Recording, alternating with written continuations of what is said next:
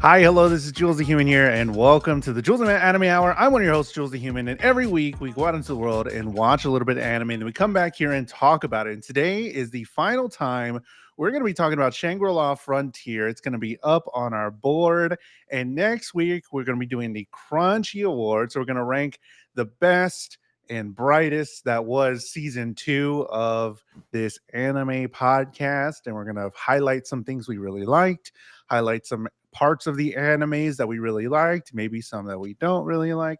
We'll see what happens. But next week, that's what's going down, and that's when we'll pick a brand new anime. So we are not picking a brand new anime today. We're going to highlight some shows from seasons past, and then next week highlight them. And then we're going to pick a brand new anime out of all these. We have so many anime to go still. There are so many that can be next, and some that I'm really excited about, some I know nothing about, so it's going to be really cool. But I don't go on this anime journey alone. I go with my co-host Matt Galley. Matt, how are you doing this week? I am doing well this week. Just a few days ago, it was my birthday, Woo! and I went to the Christmas party of a neighboring restaurant to the one that I work at, and it was really cool. To just give a short part of the night, like they had this little mini casino set up for the Oh, party, cool. and everybody got like a chip to buy in with like $150 worth of chips, no monetary value. It was Oh, okay. trade in for like raffle tickets at the end of the night for this Oh, cool. raffle. But yeah, everybody buys in with 150. I played blackjack all night. I had over 10K in chips by the end of the Huh? night. I had What? 113 tickets in that raffle pot. I was the Jesus. only person to get pulled 3 times What did you for win? minor prizes. I got a bottle of tequila, a bottle Oh, of Chardonnay, a bottle of red wine, and then two $50 certificates to like other restaurants in the city. So that's it was cool. pretty cool, pretty fun. Dang. Um, I love playing blackjack, so I was just like, Yeah. I'm here for this, man. Can you, is it legal to gamble in California or no? Yes. Yeah. There's casinos, and then like casinos all over the place. There's a few Dang. casinos in California that are you only need to be 18, you don't even need to be 21. And then Oh. excuse me, also still fighting off a little bit of a chest cold, head Yeah, cold, I'm whatever dying it was. Yeah, we're all kind as of well. going through it. But and then sports betting all across, the Yeah. country has just become so popularized in recent Huge. years. So I it thought was about just it. a fun little thing. It I was thought about it nice. because you can bet on wrestling as well because they consider it a sport. You So I'm like, can. yeah. Me and my roommate have a few friends that we're hosting right now, and I came home and they were watching like WW Raw.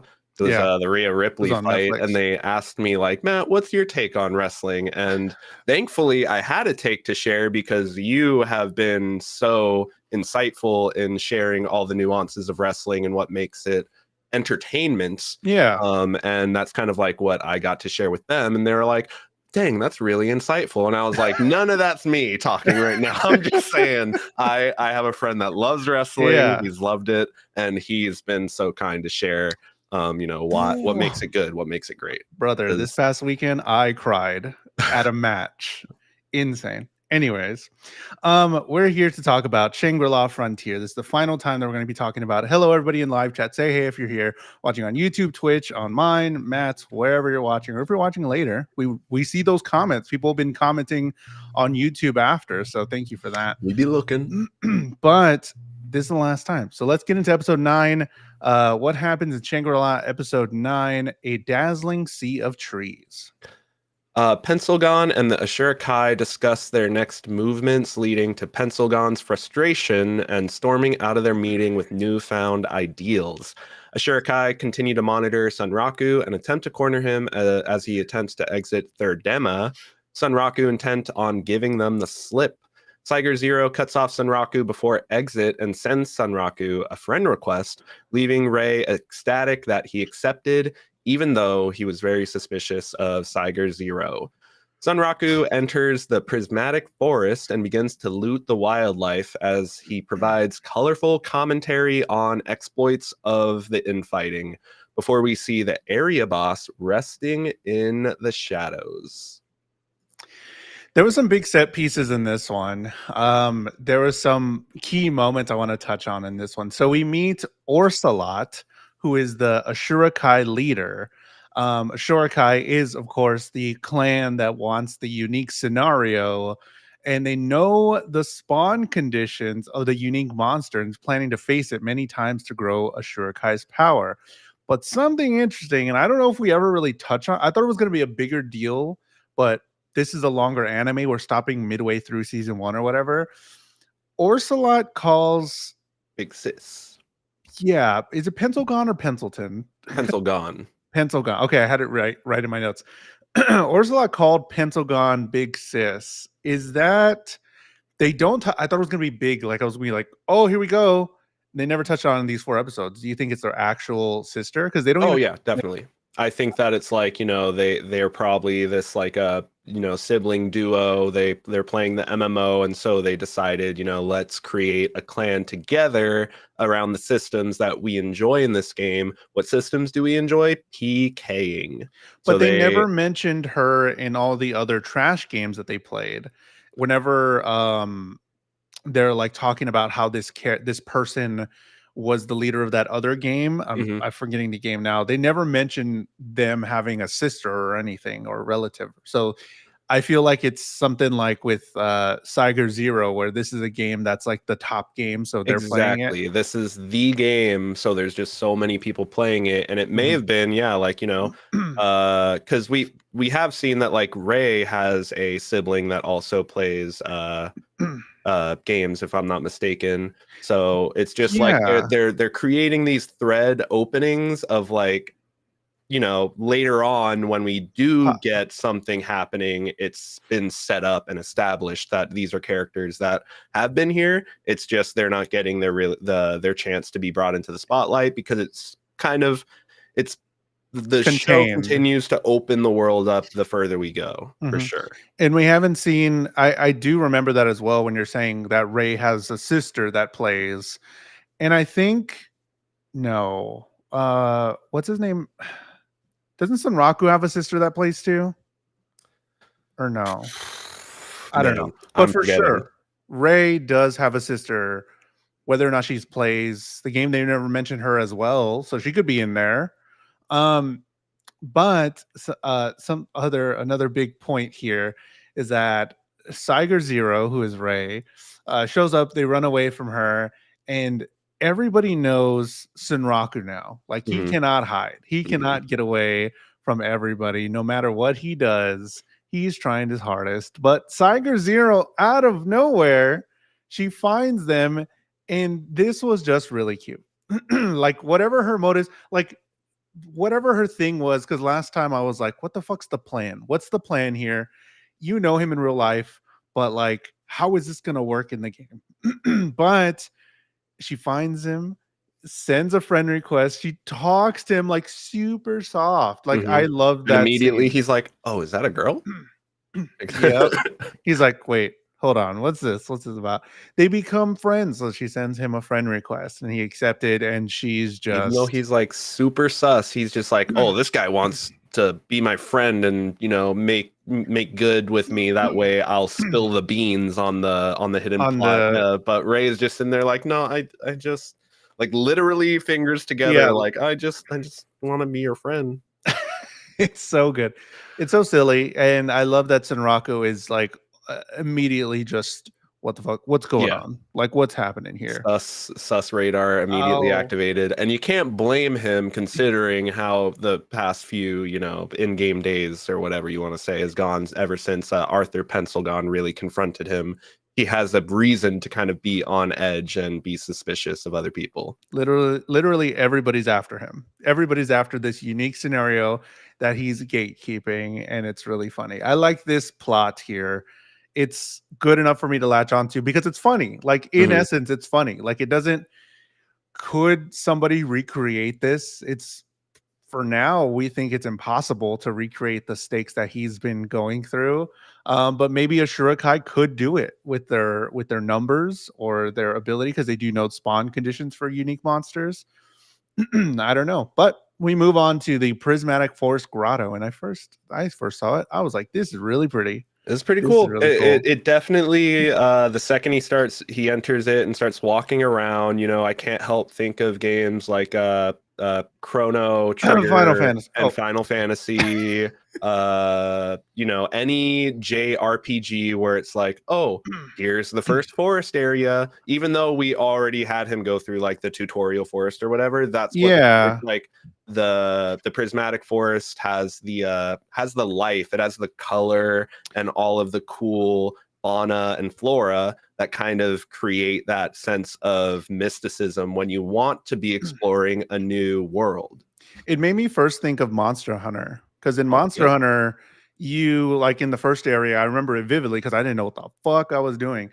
I just like it is that sort of forest area, and there's like little things that are different colors, like flowers, and just like and it has height, and it felt like in this area it has levels to it, which is really Hmm. cool. So I did really like the prismatic forest grotto area. He gathers up items from killing the local monsters, and he picks up a throwing knife to attack from a distance. So he has now some distance play here.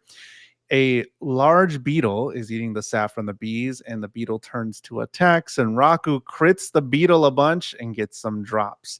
And then we go into what you showed earlier, the area boss, which is a spider. And that's sort of where we leave off at the end. But we get the after credit scene with Toa Amane, who is this elegant model. And they're like showing her, she's like, oh, this model, this person of prestige or whatever. And it's like, but really, when she gets home, she's pencil gone from Shangri-La Front. It's like, That's oh right. my Yeah. God, that's so good. Loved it. The after credit scenes really are nice touches. I do really enjoy them. They It's in give every episode. It's like they almost flesh out so much that I feel like they almost shouldn't be after credit scenes, and it's like, just No. insert this into the story. Why are we saving this as some sort of like, oh, this Epilogue. doesn't actually happen in the episode, but this is, some more little tidbits for you to chew on. They've all been enough for me to be like, okay, that's fine. I'm glad that I watched it. It's cool. And then the whole idea of him like looting up the beetle armor and waiting and watching all the different animals fighting each other for Mhm. his the right moment is also evocative of Monster Hunter, because in that game you hunt the monsters in order to bring back their loot to upgrade your equipment, but you can also just kind of like track them around, and sometimes the larger monsters will fight each other, and you just I'm waiting. I think that's why I thought of Monster Hunter as well. Like I was like, oh yeah, this is mainly how I played, like a little bit. There was some parts where like I'm just gonna let them fight. Like, Mhm. yo, the more they do, the less I have to do. So I'm cool Exactly. with that. Free labor. Yes. Episode 10 of Shangri-La Frontier. Let's go tomb raiding. What happens in episode 10?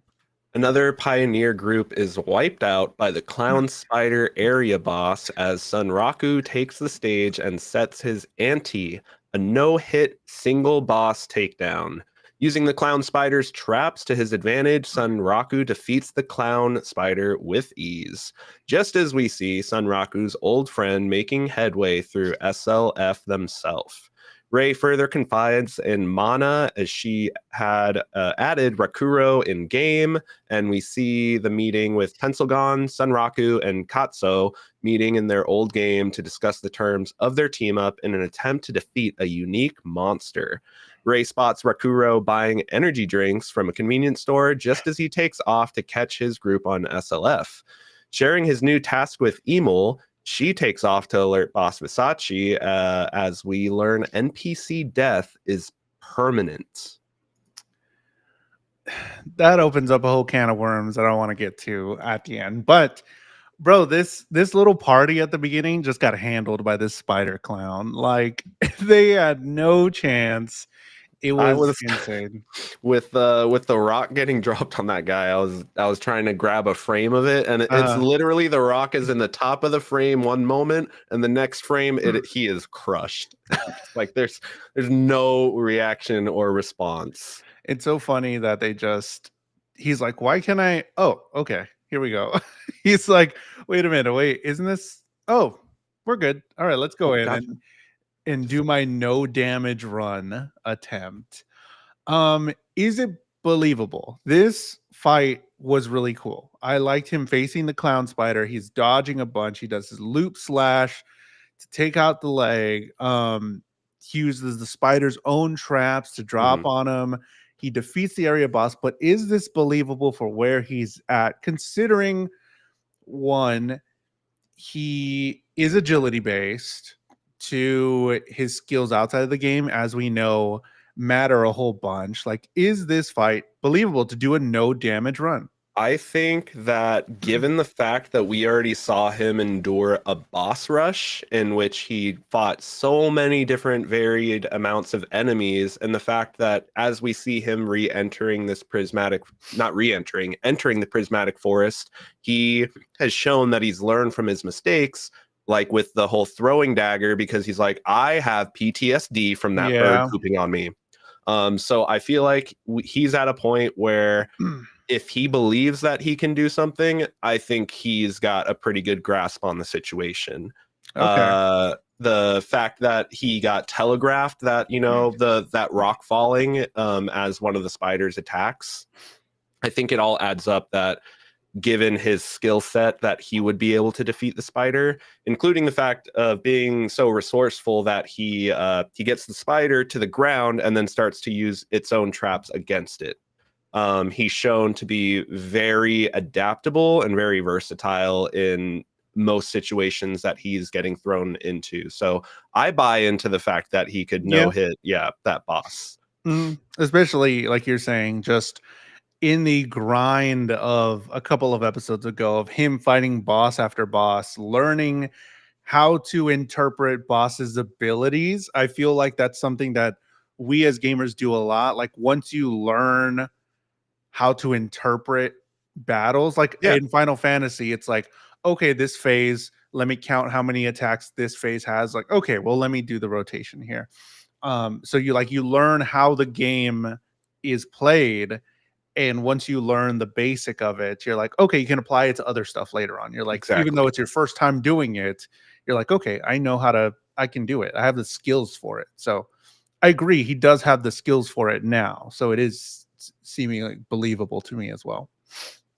Okatsu, Senraku's friend from the Trash Games, is an SLF now, and is saying that soloing bosses is easy, and the SLF is getting a major summer update with new jobs, new areas, and then after this, Pencilgon holds a meeting in Unite rounds with Senraku and Katsu Tataki, talking about Weathermon, the Tomb Guard. She wants to take out this unique monster with just the three of them. And Ashura Kai has sent 15 of their best and they still lost. They will carry it out in 2 weeks. So I like that they're getting some motion towards something in the story where Pencilgon is here, but she's like, I want to get away from this group because I think these two got it. Or like maybe she has an ulterior motive, Yeah. or maybe she just wants to get Sunraku's stuff, hmm the bunny. Like, what if she's like super There enamored by the was bunny? there was a moment, I think it was in this episode, where it shows somebody at like a gravestone or something along those lines, and then she says something like, I promise we'll do it, or I promise I'll do it.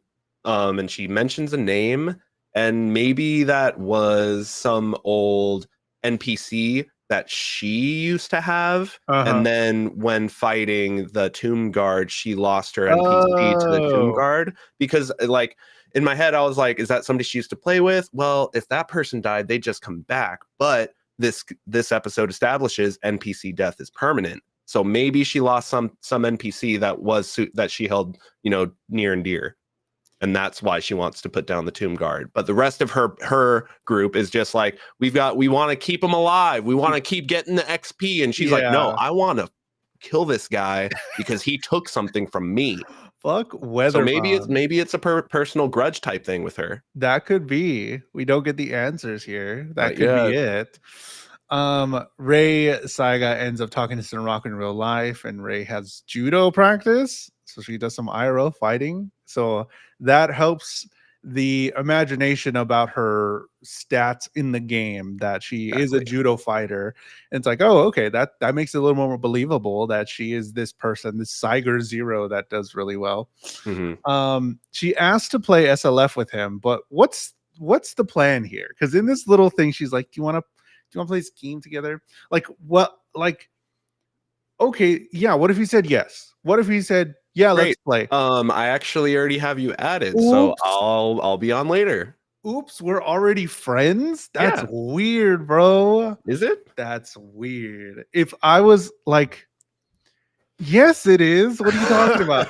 That if like, okay, somebody that you casually talk to twice at, let's pretend we're in high Yeah. school Yeah. or Yeah. college or whatever, some person that was in your class a little bit, and then you're just playing your game and you're like, whatever, okay, friend request, like, okay, this weird guy, whatever. And then they're like, this person at school is like, want to play games? And you're like, yeah, sure. And it's like, wait, is this guy? Wait, matching face to previous interaction is like, did you know? Like, I would be like, did you know it was me this whole time? That's weird. Maybe. No, it's like she's definitely putting the horse before the cart, you know. Sure. She's not doing things in the right order, but also it's kind of his fault that he became a public face in SLF. So it's like now it's like what because of his condition, because of the state that he's in that world now, it's like nobody doesn't know who he is. Yeah. So it just creates kind of a difficulty with it. But if it's like he's just been soloing and he didn't end up on forums, he never fought Lycagon and he's Okay. just been That playing would this be game, then it would be a little bit way more weirder. weird. Yeah. But he drew so much attention to himself that he has become, like I said last time, he is in a way become an event of a character being Sunraku, the person that has this bunny companion. Yeah. Speaking of bunny companion, Emil knows who Weathermon is. Emil goes to tell her dad, the boss, about it. Never He, gets old. it's really funny. Yeah. And then we get the information that once an NP, this is like a big deal that Sunraku's like, yeah, let's go fight him. Whatever. If we lose, that's fine. Okay, cool. We'll try it again. Emil's like, no, no, no, no, no, no. You don't get it. Once an NPC dies in SLF, it truly dies and doesn't come back. This opens up a lot of questions that I had, because if Emil, okay, if Emil dies at some point, or Vash the mob bunny, what if Vash dies for some reason? So like, I'm assuming when you're in his presence, you can attack him. It's not in your favor at all, Exactly. It's but you probably can. really hard. It's probably a condition of like, every bunny in, I forget what the town's name is, but like every Bunnyville. Bunnyville, every bunny has like, level 100 or whatever. Yeah. They are, it's basically to the point where NPCs are inherently stronger than pioneers, but if you get granted like an NPC companion, you have to be careful and not put them in an incredible amount of harm's way. You can't just put your NPC in front of you and be like, "All right, solo that entire guild." Yeah. It's like, there's probably that is probably the balancing factor. Is But that my question is, if Vash or Emil die at some point, does that quest line get locked forever? probably? Or no I one mean, that's can what do I would that guess. anymore? Or it would open up some sort of a uh, alternate route in the quest that the developers may or may not have accounted for. Like there are MMOs or RPG games where you have conditions, and if you fail to complete the criteria, it's like, oh, quest failed, and it's just like locked out. And it's some games will be like, you could go and try it again, but other games that might take themselves a little bit more seriously might just have you locked out. because you made those decisions and you have to live with the consequences of your actions. So could a team like a Shurikai kill a town? What if they Probably, went? What but if it's they just went to Firstia? yeah. They It, go, let's say, two clans, a Shurikai and some other clan that just wants to grief with this rule. They just go and kill all NPCs in Firstia. Now we have no starter village. mhm.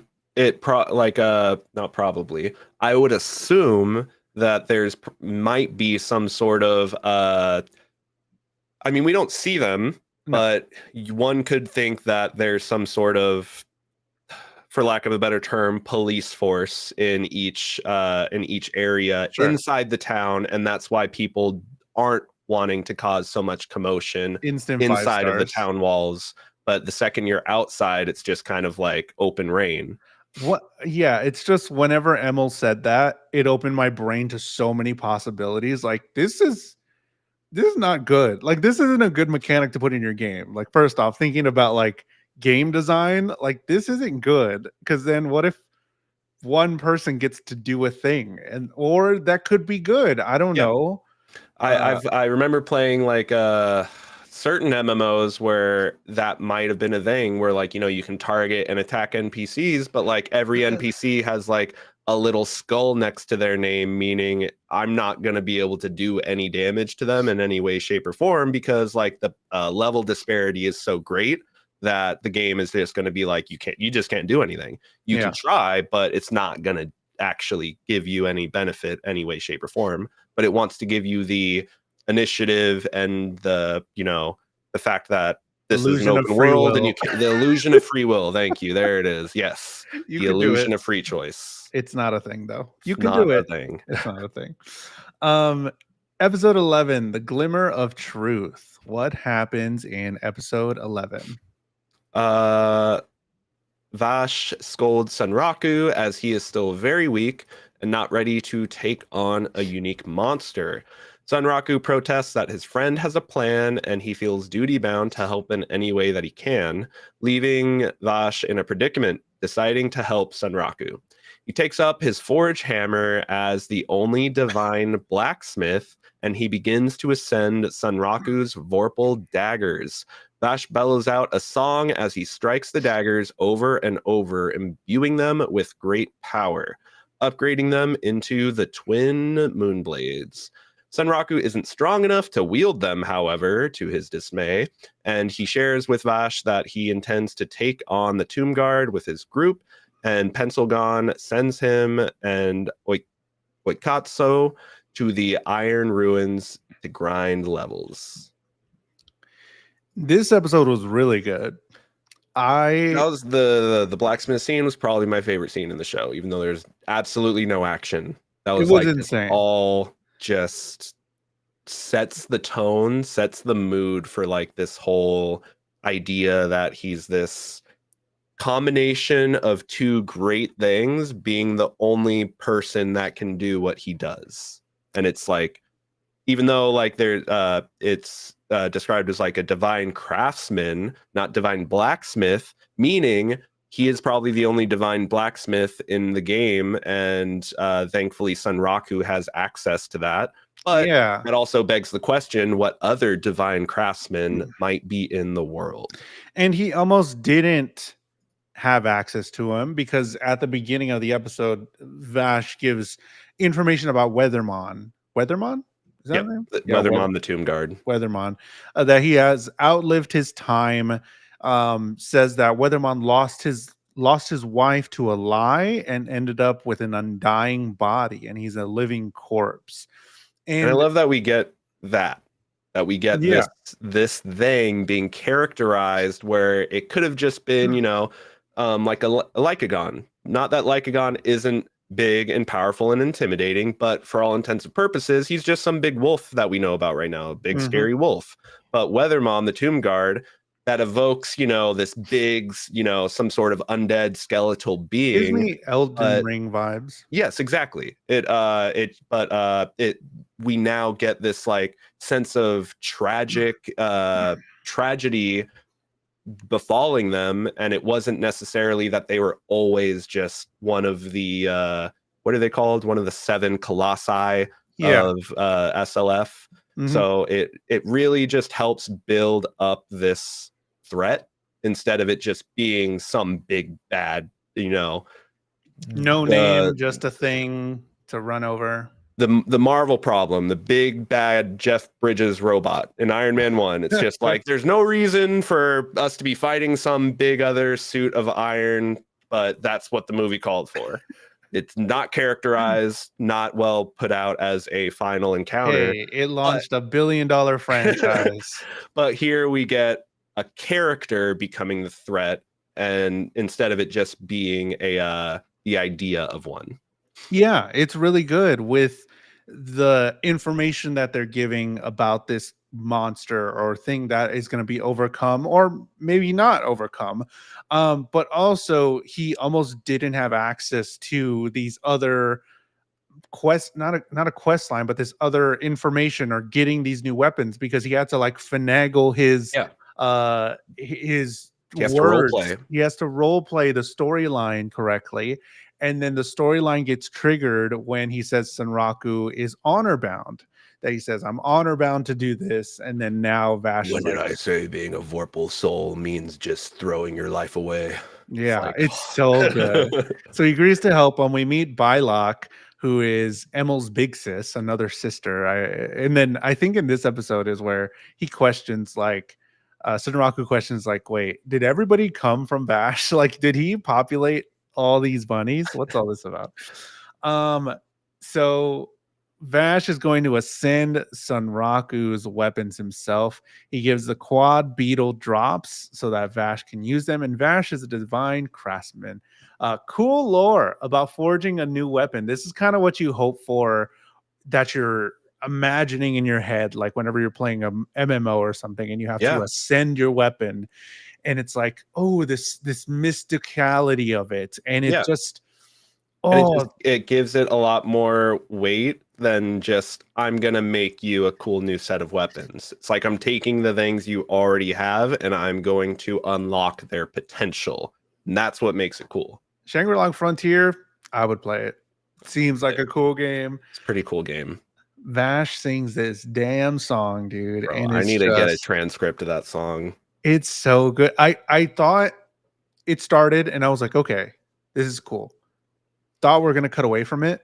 They And it just stay on kept that going. for so long, and I was like, ooh, okay, Even like like we're some here. there's even a few breaks where he like there's like a one frame that just slowly pans up and he strikes it like 10 times and 5 to 10 times in complete silence before he continues the song, and I'm just like, this is so fucking cool. It's Like insane. if this was an in-game cutscene in any game, like I am so locked in at this Yeah, point. I'm seeing this game through to the credits. like the chance they took to give that moment space, like it Mhm. was worth it. I loved it because we've been doing stuff, we've been meeting new characters, we've been walking to new places, doing all this crazy stuff. He just took out that no death run area boss, and it's like, okay, we're at this pace, and it just completely stands still, and it could have been bad. Like it could have, if they didn't stick it out and stick with it and have just a beautiful moment, it could have been bad. And I'm so glad they stayed on it for so long because it came out to be like a beautiful piece of art there. It Mhm. was really awesome. I agree. The Moonblade waxing and waning is his new weapons, and he has a fusion gauge now, so he's leveled up quite a bit, but he doesn't meet the stat requirements. And bro, I felt that Yep. hit hard. I was like, oh, Oh, of let me do course. some math. I need to be level 50. It's so good. He has powerful weapons that he can't use them yet. And Emil was on his back this whole time. Gong, yeah, they're gonna go grind some levels in the Iron Ruins of the Divinity. Whenever they're talking about it, Emil was there on his back the whole time, and it's just a really silly scene. Then after My ears are credits, cramping. yeah, it's just like there as a backpack. Like, what's that? What are you doing over there? Your equipment's talking. After credits, all three watch Vash forge Senraku's new weapons, which is pretty cool. Episode 12. We are not at the end of the anime, but we are the end for us. So, what happens in episode 12? Regrets always lie in the past. We learn that Weathermon the Tomb Guard sets the entire party facing him to level 50, staying at level 200 themselves, meaning Sanraku and Oikatsu need to grind to level 50 in order to have the max staying power for the fight. Sanraku teases Oikatsu on being lower level as they descend into the Iron Ruins. Seeing Oikatsu in their monk build getting to shine, Sanraku poking fun that they just missed guessing his build type in response. Amol is left befuddled that Oikatsu is actually a guy just playing a girl character, and the serpent that they were sent to battle appears as we see that Sunraku also got a second set of daggers with the special ability to corrode away enemy defenses. They crit party the serpent, gaining a few levels, and Sunraku realizes how much he missed out on by skipping the first town, and is told by Pencilgon that they must make another stop to speak to an NPC if they want a chance at fighting Weathermon the Tomb Guard. This homie Weathermon is like, I'm gonna be level 200. First off, everybody else was like, wait, we can do 200 because for now everybody thinks 100 is the max or whatever. Stays at level 200 and is like, y'all have to go down to 50. So this is how we're Which like immediately also just reminds me of Final Fantasy when like you're doing a dungeon and your level gets lowered and dropped and like you have a limited access to like your entire ability pool. It's very evocative of MMO culture. Just the show continues to showcase that it really has a solid understanding of that. Gonna be honest, been playing Final Fantasy again. Super good, super fun still. I'm in the middle from Storm Trail? No, Dawn Trail is the most recent one. I bet. I'm on the one right before that. The little pieces in between two stories, so I'm just working my way through that. Me still back in ARR. It's so good. Oh yeah. I mean, I'm in the pieces between the ARR and the first expansion. Yeah, it gets so good. They fight a pyramid suppression drone. Katsu shows off their abilities of being the spirit-fisted monk. I liked that this character is just different. Like all the characters' fighting styles are just super different, super unique. So we got to see some of that. They go to the Tearlight Lake to fish up a monster, and they fish up the Life's Tide Serpent. So they go ahead and fight him. We get the Empire B Twin Blades reveal, and I was like, "Yo, I thought he was going to be using his Marsh Blades because I feel like we haven't seen him use those much ever since he made them. But then he pulls those out, and I'm just like, I'm okay with that. Whatever. Marsh Blades, throw away. We got Moon Blades on deck. We got B Blades on hand. I'm here for it. I like how silly this episode was. They were kind of teasing each other. You get the sense that, you know, they're not just these two people in a party trying to defeat a boss. These are two friends that are having a good time playing the game with each other. Yeah, I really did enjoy them. Started going back and forth in their connection, and I really hopefully they party up more. Like later on, I'm cool with them being together in a party. New guild. Yeah. I like the funny part as well here in this episode was when they were doing the flashback of one of the bunnies making the Empire B Twin Blades, and he goes off on this whole thing about does he have to manage affection levels here in this game with the different bunnies. He went on for a long time. He was like, man, managing affection levels sucks, man, because if you don't stay on top of that trash dating sim I played. Yeah, and I'm like, bro, true. I was like, Sanraku, you know, because in these fucking other games, like you're playing all these other games, and like, because I play gachas too, and like, there's like, oh yeah, this by the way, you have to keep giving them gifts every day to get their affection level up. I'm like, brother, that sucks. I That's don't want me to in do Stardew this. Valley. I'm like, I just want to make money. I just want to have my farm. Why do I have to go around giving gifts to the entire city?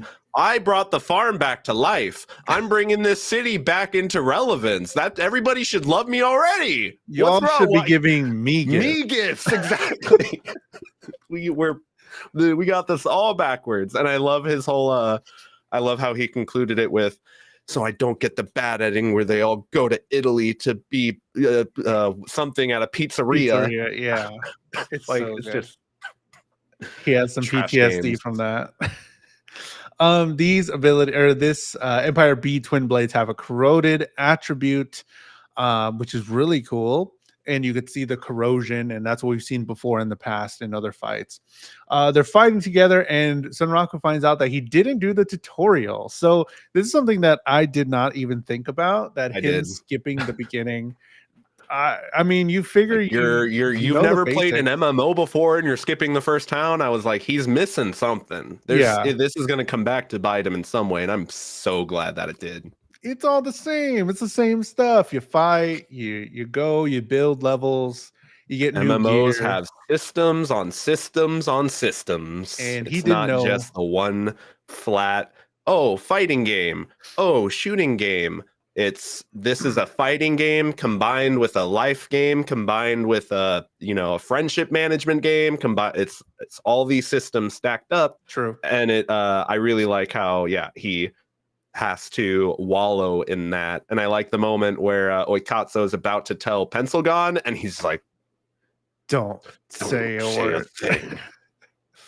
He's like, what about you don't even know about the sub jobs? Like you can get a second job in the guilds and then proficiency points. You can squish your little abilities together to make. Bro has not even opened every menu available. Wow. Yikes, bro. Do you even play this game? Can you even call yourself a gamer if you didn't spend 30 minutes managing your screen Yeah, and how all the menus are gonna look? Jesus. They grind quite a bit. They get up to levels 42 and level 40.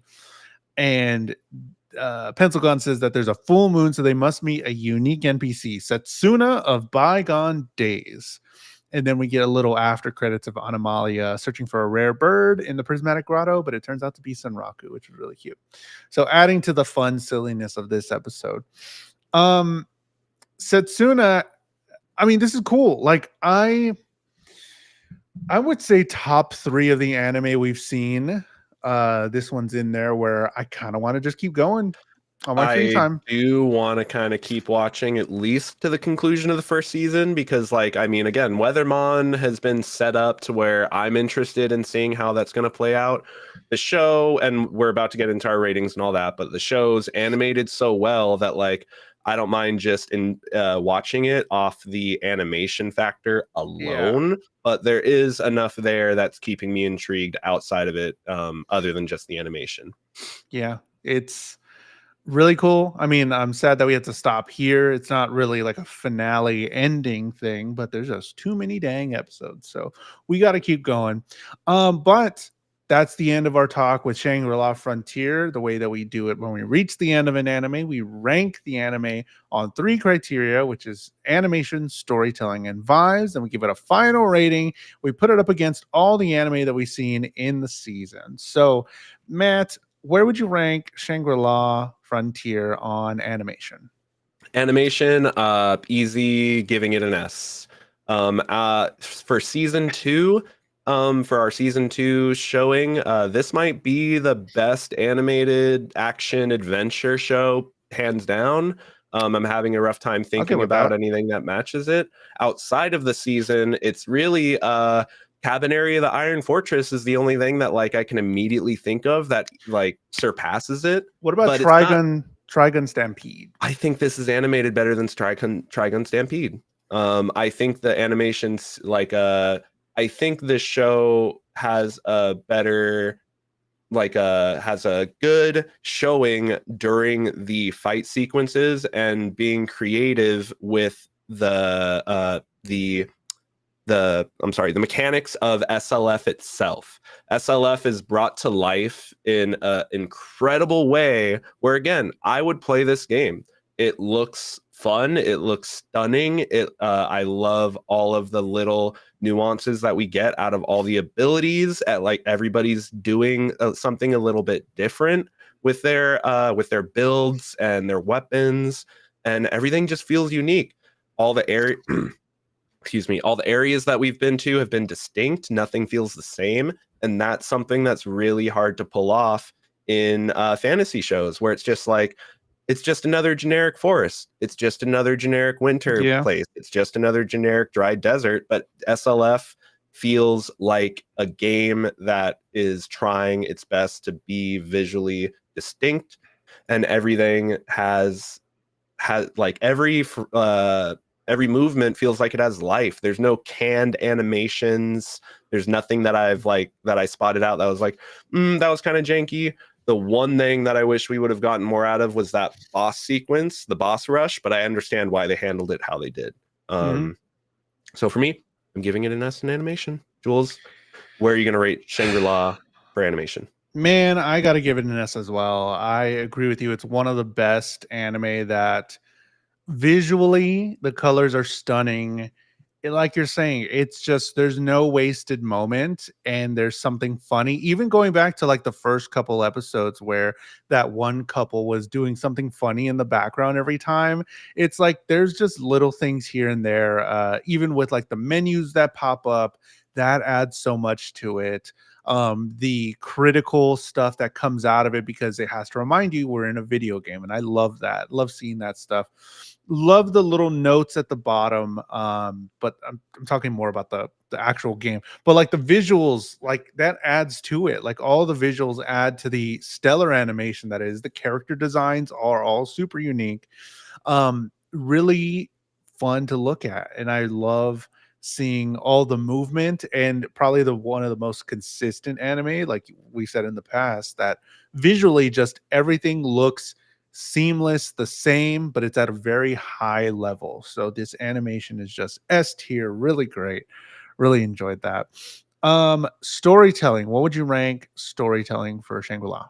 Storytelling, I struggled to rank it on storytelling, and I do think this was a case of the fact that we've only gotten to experience half of this first season, and I really wish that I would be able to know where the story goes and how this first season concludes for this rating. But where we're at, I feel like I have to sit on like a C for the storytelling, which like hurts me to say that, but I Mood really right don't now. feel I really don't feel great giving it like anything higher, because in terms of the story and how it's been developing, it's not really doing anything groundbreaking in an isekai or a video game as a VR full dive that I haven't seen before, outside of a few things that are giving it this intrigue, but I don't have any satisfying conclusions to the intrigue yet, which could just be left flat. Um, it does its job, it knows what it wants to do, and it does it while maintaining like stride the entire way. But at least from where we started and where we're ending right now at episode 12, it hasn't done anything where the story itself has blown me away. The animation, the characters, and everything else around it is stellar, but just the story and the reveals haven't given me enough to feel like this is something completely new in terms of story alone, which was really hard for me to like Sure. wrap my brain around, but Yeah. that's where I'm sitting on story for now. And Elle actually said she rates, or they rate Matt and Jules 10 out of 10. So There it that's all that is. matters, really. Jules, where do you rate story for Shangri-La? I thought about it in a different way, and I'm giving Shangri-La Frontier an A because of sort of the same things you're saying, but uh it makes me want to watch more. Like there's enough for me to want to watch more, and that's very rare. Like if we could have just watched these episodes, I'm like, okay, I'm never gonna watch that again. I'm fine with me watching and spending the time on it, but like, am I gonna watch it anymore? No, probably not. Okay, cool. But this had enough in the characters that they built for me, and those open-ended things we did not get any closure on, and I'm like, I want to know what happened. So there, it's sort of a little different because, like, yeah, that mystery, that intrigue stuff, while it set it up the way it was, and while it's not doing, I can agree with you, it's not doing anything new. It gave me enough to want to watch more, and enough about these characters that we meet to want to continue. And I think that's good storytelling a little bit to me, where I'm just like, I don't want to just drop it. I feel like I know these characters. I feel like I've spent time in this world, and I'm liking this world, and I want to see what happens. And while I'm not super invested in Sunraku, like, I'm, as a main character, not one of our best main characters. Like, I really don't care a whole lot. I care about Emil. I care about Vash. Like, I care about his little town, his bunny people. Like, I care about that stuff, and I care about the connection between Senraku and Emil. Not so much Senraku, but their connection. I care about Saiger Zero a little bit. Where do they fit in the world? We don't know how they fit in the world just yet. We know that people fear her, but like, how is she going to come into play here? All those questions that I have that never were answered here, there's enough for me to be like, God dang it, I want to keep watching. So I gave it an A because of that, because I wanted to understand what's going on further. And they gave me enough with side characters to where I'm like, I like those guys. I want to keep going. Vibes. What would you put Shangri-La Frontier for vibes? So a lot of what you just said is, I think, where I kind of had my vibes rating Okay. sitting, and that's where I give the vibes an A, because I love the side characters. I love what they bring to the table in terms of adding to the world building, in terms of being able to bounce off of Sunraku and give him a nuanced way of being able to experience this world, because, like you said, he is not the most compelling main character, but it's more about everything else that's going on around him that is causing his intrigue as a video gamer to pry deeper and want to pull back the layers of SLF more and more. I really, again, I enjoyed all the fight scenes and the ways that we take time away from the fights in order to establish more and more about the world and generate that intrigue. Um, Again, one of the best just tonal at ease scenes in the that we've seen here with the whole blacksmithing scene. That was just a great moment of reflection, because you get that in a lot of video games where it's heavy action and then you have moments of reflection between the action in order to remind yourself what you're fighting for, why you want to be playing the game. Because for all forms of media, if it's turned up to 11 and bombastic 100% of the time, it just turns into Michael Bay explosions. And that's all it is. There's no weight, there's no greater meaning and sense of place and in that world. But I think not SLF, Shangri-La Frontier does a great job of making SLF feel like a place that is lived in and that people would want to be a part of, and not just in there killing monsters and looting. It's Yeah. more than that. And it's a place that I would want to be spending my time discovering new places, meeting new friends, finding unique plot lines, like all of that stuff. It generates so much more into the show that a lot of other of its contemporaries in terms of isekai or VR MMO dive style shows, that it just becomes a lot of noise. Yeah. And I don't feel like Shangri-La Frontier is just noise. It feels like it has meaning, and it feels like it is a world that people are a part of. And that's why I give it an A in vibes. Jules, what are you gonna rate it on vibes? I gave it an A as well. I like the incorporation of all of these gamer words and gamer speak and them and giving it in true form, like giving it actual people that make this anime know what they're talking about, have been in these games, have played this way, have been around gamers, have done all this research probably, or actually just gamers at heart, but they know what they're doing and how to make it as close to an experience that we would experience in a video game. And I really appreciate that level of depth they put in there. And like you were saying, it makes it something above the rest of them. Like where again at the beginning, I'm like, oh boy, another VR dive game. Yes, I love getting blasted into another world and I become a fucking, I don't know, Slime stone that's dragon. overpowered. I tried. I have You a tried flying? comicsology. Hold on, sidetrack. Sorry. I tried because I have a comicsology unlimited subscription now, and I'm like, what can I get for free? And they have manga for free, and I was like, oh shit, okay, cool. I tried reading. I read the manga. I got whatever That time I blasted got into reincarnated reincarnated. into a slime. Yeah. Read the first manga. I'm not about it. Not a Yeah. fan. I'm Yeah. like, we're good. I'm good. I don't need that. I don't need And all that's that. the thing, like, for to be a little crass, it shows like and stories that just blow their loads way too early, man. Yeah.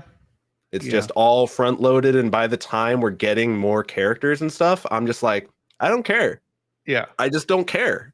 It was not good. So I was like, okay, give it a try It's at like least. good for a laugh, but Yeah. I don't feel like it takes itself seriously. So why should I take it seriously? And I feel like Shangri-La Frontier does take, especially the gamified stuff, very seriously. And they Yes. want to do it right. And they want to make it so that it's an engaging experience, something that you can relate to. Whether Sunraku is super relatable or not, this is the world that is relatable. And I really enjoy that. I really enjoy the world. The world building is fun and giving some direction to this side quest that we're doing and this unique experience that this one character is going through. And I really enjoy it. So vibes were an A for me. Really like this anime. It's really good. It's I'm not gonna just kick my another butt. one. Yeah, it's not just another isekai VR drop. I really happy that um the story was good. And like the experience was fun and it looked beautiful. So with those rankings, we have to put it on our board. The final anime of season 2, where does it stack up against all the others? There it is. It is an I don't have the claps. I don't have I keep put claps on this, but I just have the vibe. Hope that works. See, you're Um, lower, and we should just do a boo womp. Womp. This is an A ranked anime. Fantastic. Oh, I was supposed to put this one out. A ranked anime. There it is. Woo! We did it. Here it is with all the other ones. We've had a lot of A animes, just really stellar ones, some beautiful stuff, and then some not so good ones, which is fine. But we have a pretty good spread, I think, of ranked animes here. Yeah. There's a I lot. am looking at it, and I think we're pretty solid. I think it's pretty solid list of, like, the first season there's some maybe move that one, and like, but this one I'm like, that looks right. We got it down in season I'm 2. I'm I'm good with this. Yeah, I'm fine with where everything kind of stacked up. And I am happy with seeing all of them. Like I'm happy I Yeah, experienced them. There's same. not probably not one where I'm just like, oh man, wish we didn't do that. Like at least there was some things in there that I There can were either things to say, say from the very best to the very worst of it. We had a whole lot to say about all of them, yeah, and it was there's fun to good discuss. amount of variety. Like, it wasn't just a bunch of shonen, a bunch of action, which, again, like, way back when we first started this show, that was my whole thing, was that I want to experience a more wide breadth of stories. I don't like being stuck in this one genre, and I want to be able to experience more stories from different perspectives and from different points of view. And I feel like that's exactly what we've been able to do. And we will continue to do it in season 3 because we have so many anime That's already still like the left whole up season here. right there. That's the whole season 3 there. So if you didn't catch it at the beginning, we will now be picking out a new anime today. Next week we're going to be doing the Crunchy Awards, where we give out some awards to some of the anime that we saw this season. Some interesting things. We can do a couple things there. So we're going to be highlighting the animes we saw all through season 2 and talk a little bit about them, and then you can give us your thoughts as well on some of the stuff we talk about. But Matt, when you're not diving into a video game, where can they find you? You can find me on my socials if you'd like to follow me on my YouTube at Matt_Galley, or you could follow me on my Instagram. Just add an ITS, make it at it's Matt_Galley. Jules, when we're not here Shangri-Laing the frontiers, where can the people find you? Find me at JulesTheHuman, at JULES the Human, on all social media. I've been posting on Threads a whole bunch. I'm reading a lot of comics and manga. I post about that stuff on there. You can follow and subscribe to the YouTube channel. That's where these anime podcasts go live. But you can follow the Anime Hour Pod YouTube channel if you just want them by themselves. I edited them a little bit and put them up there. You can check out this podcast and watch this podcast on Spotify in case you're on the way to work, on the way to the gym, need something to watch while you're doing dishes, like I do. I watch stuff while I'm doing dishes. You can put us on and let's do us on Spotify. You can watch the video there. It's on YouTube Music. Is that what it's called? YouTube Music. It's on all podcast platforms. So you can go check us out. All the video, wherever it's available, will be there. But we'll see you next week for the Crunchies, where we're going to be highlighting some of the animes we watched this past season. So, see you next time. Bye. Bye.